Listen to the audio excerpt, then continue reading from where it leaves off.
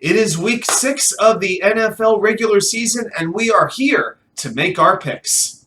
Let's get after it.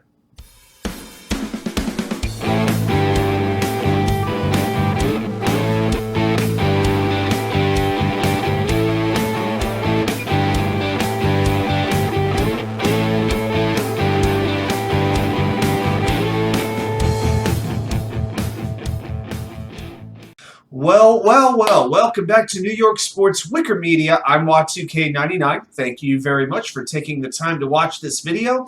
If you enjoy what you're watching, please take the time to hit the like button, subscribe to the channel if you haven't yet, and share it with a friend.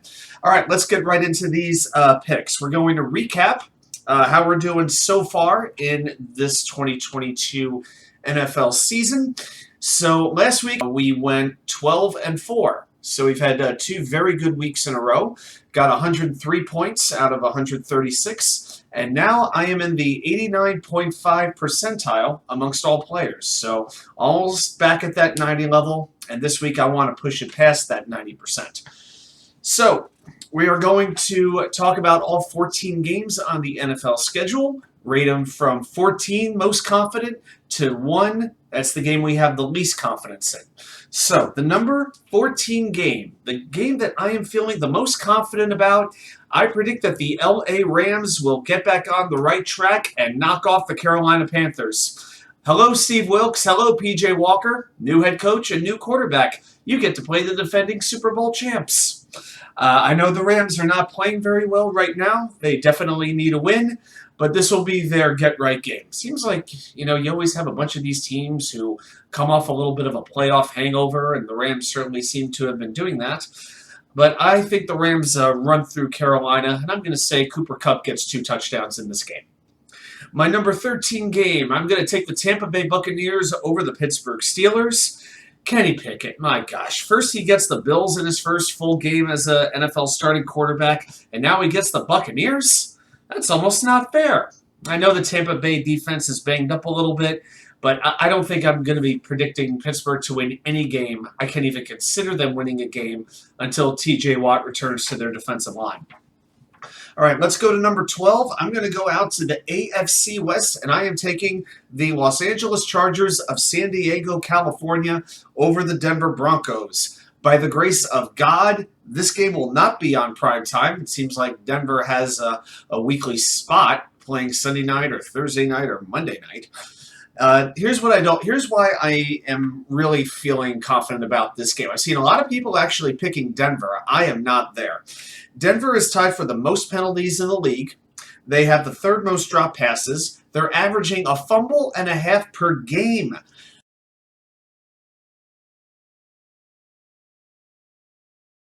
So that will cut down on their wear and tear traveling. Atlanta, I got to give them credit. They have shown that they can run the football a little bit, but this week they're going against the most potent run defense in the league.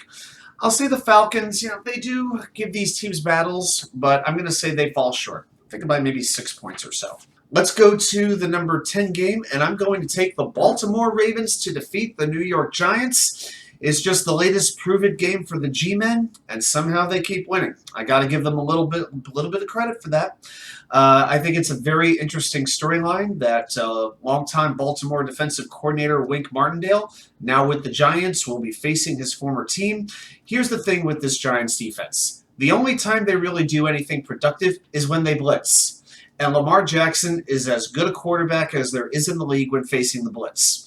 This year, facing the blitz, he has 7 touchdowns compared to just 1 interception. I'm going to say the Ravens take this game by about 10 points. All right, let's go to number 9. Take the Minnesota Vikings over the Miami Dolphins. This Miami defense is not looking like it is clicking right now. I really saw them stumble against the Jets last week. And when you have Dalvin Cook, Justin Jefferson, I don't think that's something Miami can overcome, no matter how much ping pong they want to play to build their team camaraderie. Give me Minnesota. Number 8, we are going to take the Cincinnati Bengals defeating the New Orleans Saints. Cincy has been in a lot of these games, but they keep losing them in the last minute. 3 games they have lost in the last minute. And the main reason why New Orleans won that game last week was Taysom Hill, and, while I respect him as a player, I don't think it's something that he could do every week. You also have a couple of homecoming situations here. You've got Trey Hendrickson playing his old team. I think he'll have a tackle for loss or a sack or several of them.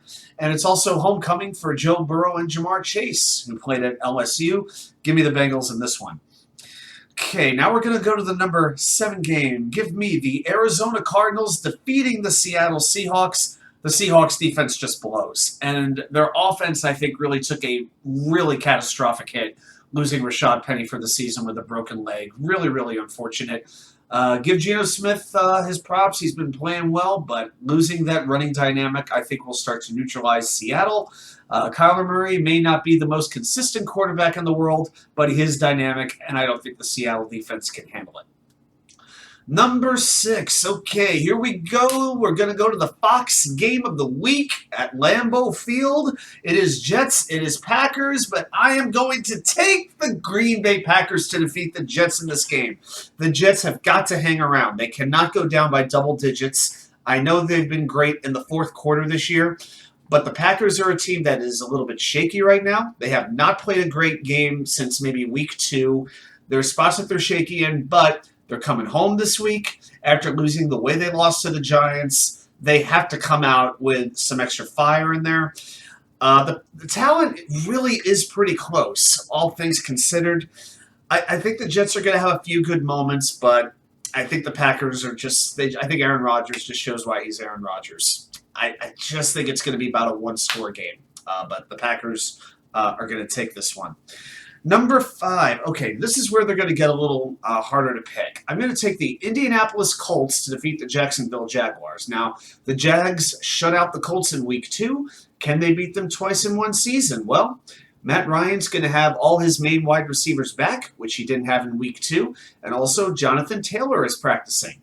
The Colts are also coming off a long week of rest. They are ready for this game. They know it is now or never for their season. So give me the Colts to defeat the Jaguars.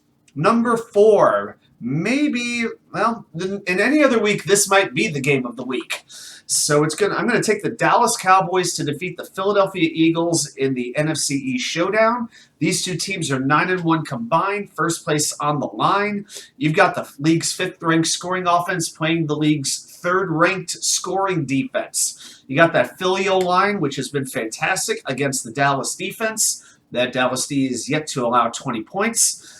Right now, Cooper Rush is expected to play quarterback. I think this will be his final start when Dak Prescott returns next week. I think it's going to be a great game, but I just am really behind that Dallas D.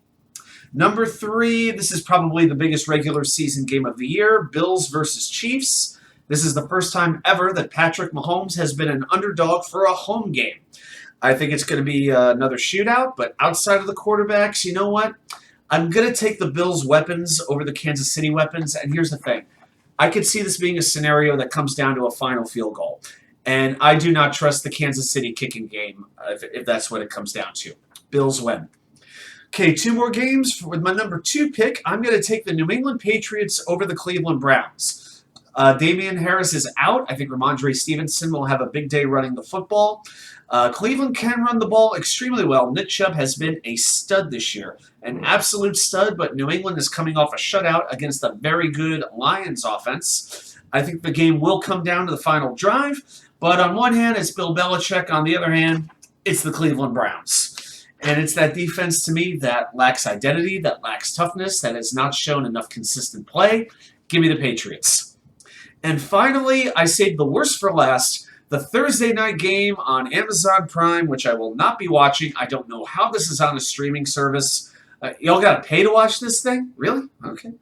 It is the Bears. It is the Washington football team, formerly known as the Redskins. I will take the Chicago Bears, and I'll tell you why. To me, this is all about what team is less likely to screw themselves up. Well, Washington is -7 in turnovers, and the Bears are even in the turnover ratio.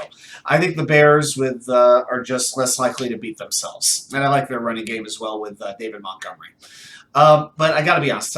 I hope Brian Robinson does have a good season after all he went through this offseason as well. So those are my picks. Hey, drop a comment down below. What do you think about my picks? Any that you particularly disagree with? Do you have any hot takes? Maybe any upset calls? I want to know what you think. So thanks very much for joining me, and I'll see you back here with more content from you know where, the Wicker Chair.